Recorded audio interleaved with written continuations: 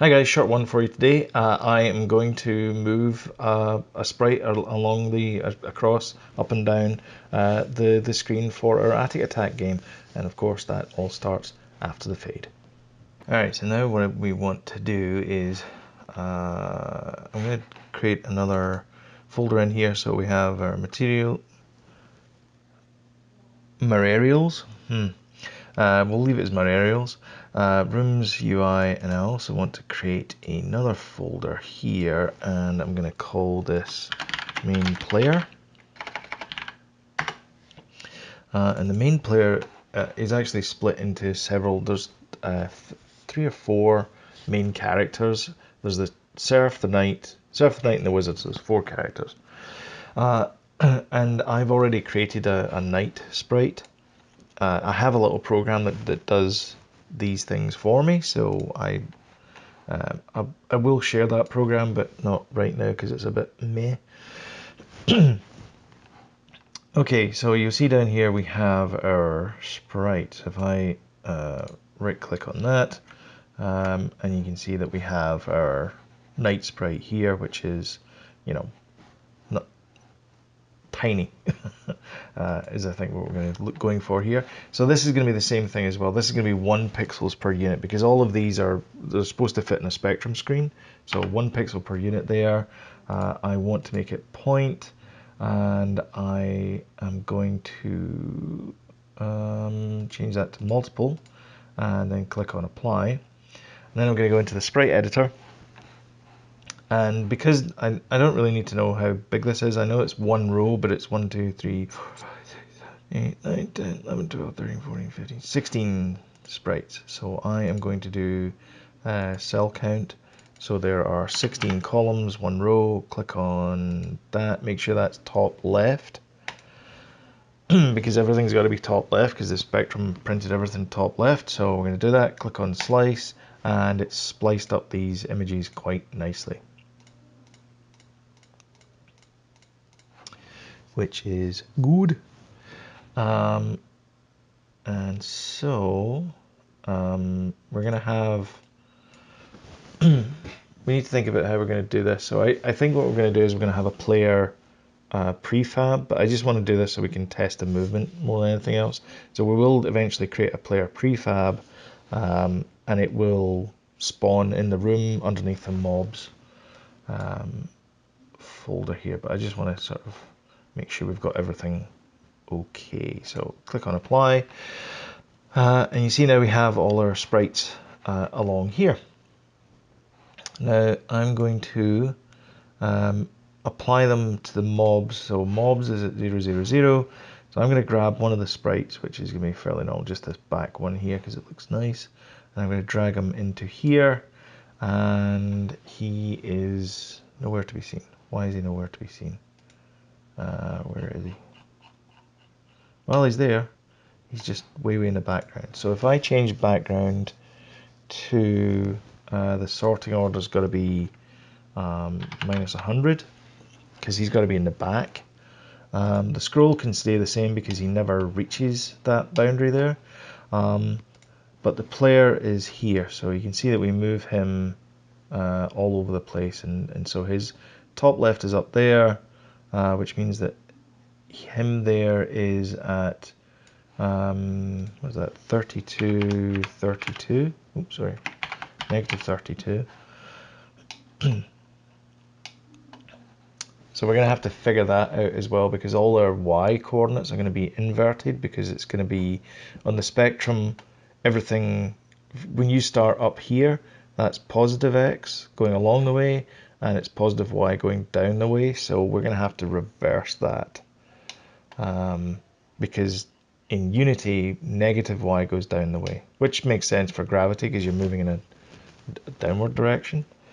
But yeah, so you can see here that the minus 32 minus 30, 32 minus 32 clamps you inside the room here, or at least this room. And then similarly, what is that? 136 minus 32.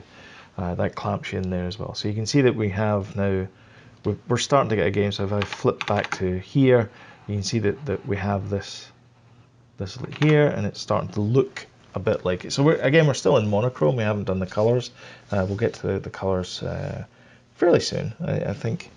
But we want to move this sprite here. So I'm going to call this player move test, if I can spell. And I'm going to add a script. And my script, whoa, why am I getting a null? Okay, is anyone else getting this? I get this quite a bit now in the inspector window. And I don't know what it is I've selected or whatever, but it's this Unity error that keeps coming up. So I can clear it. It goes away, but just kind of strange. So I'm going to call this player movement. And we want to do something kind of special with this. So I'm going to place the player in the center of the room. So I'm going to place him roughly here. So that is going to be 88 and minus 88. So that puts him bang slap right in the center of the room. So we can use that as our starting point. So in fact we can have, I'm going to create an empty one here, and this is going to be player spawn point. And that's going to be 88 minus 88. So that's going to be our player spawn point. So anytime we want to use the player spawn point, we now have a reference to that. So our player movement script, I'm going to drag across to our player. And inside our player movement, what we want to do is we want to do it per pixel, but we don't want to do it, we don't want to change, we still want it to be over time. So we still want to have pixels per inch speed.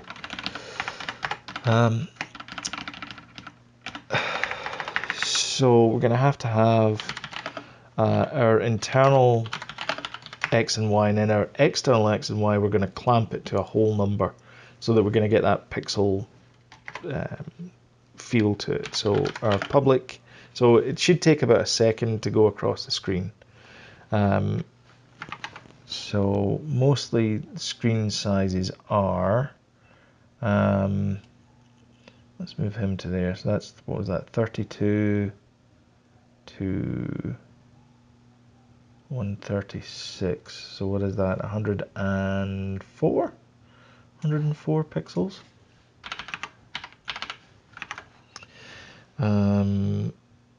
Int float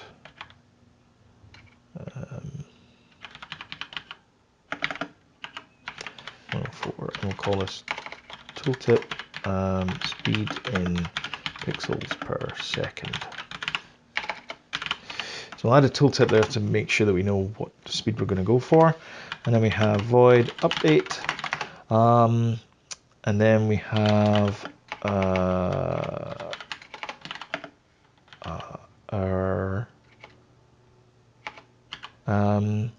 our x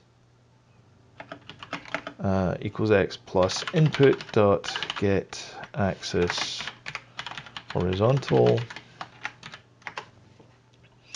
and then, oh sorry, I'm in float, oh dear. So x equals x plus that, and then we want to say y equals y plus input dot get axis vertical. But we don't want it to be that, we want it to be that, because we want to move down the screen. No, we're moving down the screen anyway, so that should be okay. Well, we'll soon find out. But when we move it, we don't want it to, we want to clamp it to the pixel, because it's got to look like an old Spectrum game. So we have to make sure that it doesn't go across the pixel boundaries. So what I want to do now is I want to set the transform to be an integer value for that x. So I want to do transform.position equals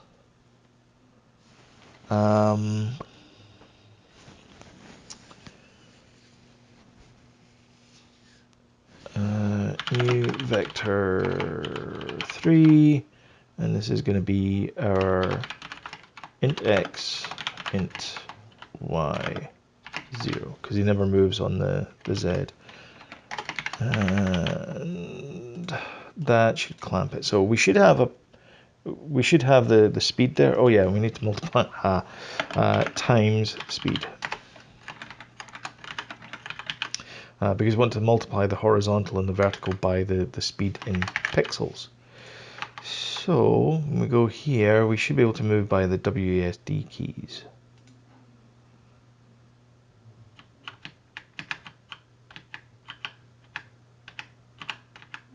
Yeah, he's a little fast. So let's bring that speed down to 32. Try that again.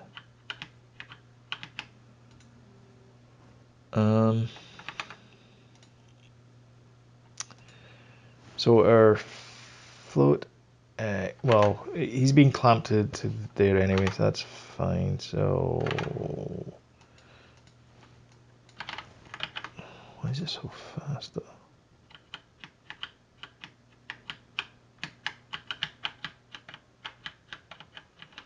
It seems really fast. I mean, oh, of course.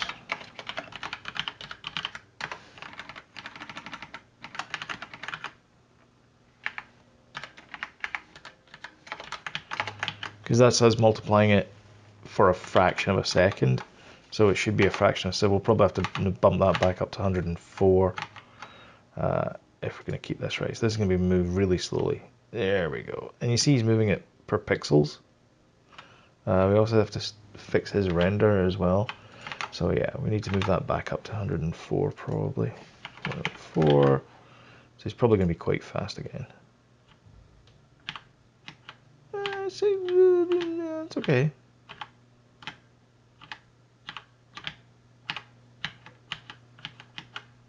Feels okay.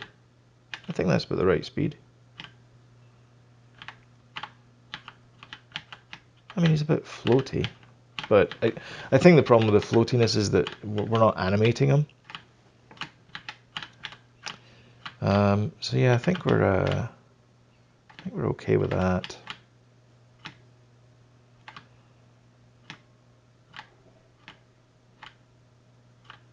Yeah. Okay. All right.